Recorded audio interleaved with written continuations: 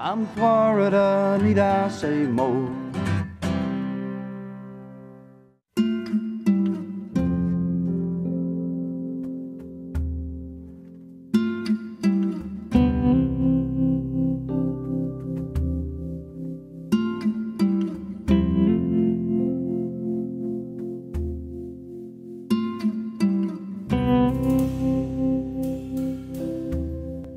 Lots of Florida characters are the kind that you would encounter in Carl Hiaasen.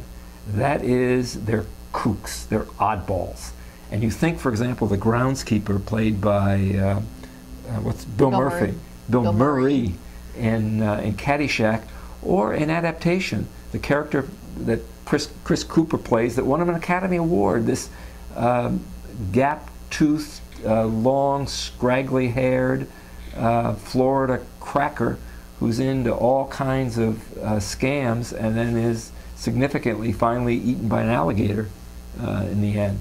So it's kooky characters that Hiaasen has made famous. And significantly, Hiaasen has said that he's discovered most of these people not in his imagination, but in the newspapers, reading about these weird Florida characters.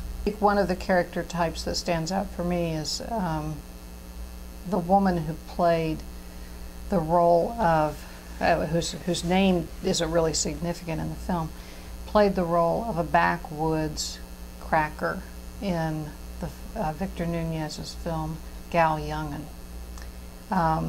This is set in the era of bootlegging, sort of beginning of the Depression, and they're in the rural part of Florida, and she is one of these people who is very hard, very rough around the edges, is taken in by a fast-talking young man who's from the outside, who exploits her situation, her economic situation. And she gets even with him in the end.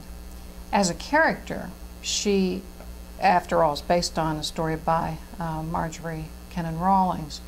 She is the stereotypical hillbilly woman. She's the kind of what we would call the Mammy Yoakum type. You know, she carries a gun, she wears this funny straw hat, she smokes a straw pipe, or corncob pipe. Her attitude and her decisions are all very stereotypically cracker.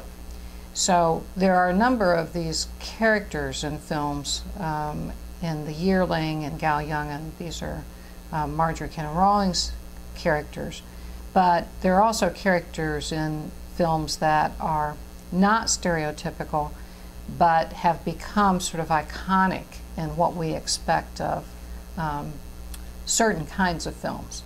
And it might be, you know, things like Birdcage with Nathan Lane playing this really outrageous role of being a transsexual. Really maybe over the top kind of portrayal. More than, I think, Acacia Fall. More than that film did. In the American version here with the Birdcage, the portrayal is really over-exaggerated. And there are a couple of those kinds of characters that reappear in films. There are not very many portrayals of older people in films at all. And of retirees, you know, it's a handful. And we know those that were around here, like Cocoon and Cocoon to Return. But there are very few others.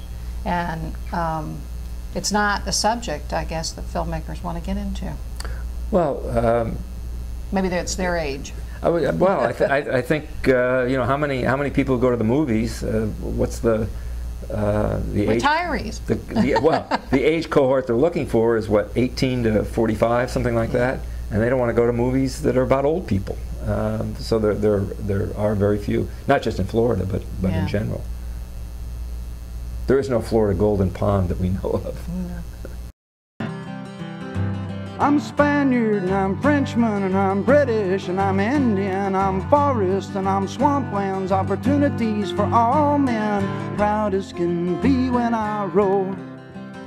I'm Florida, need I say more? I'm Florida, need I say more?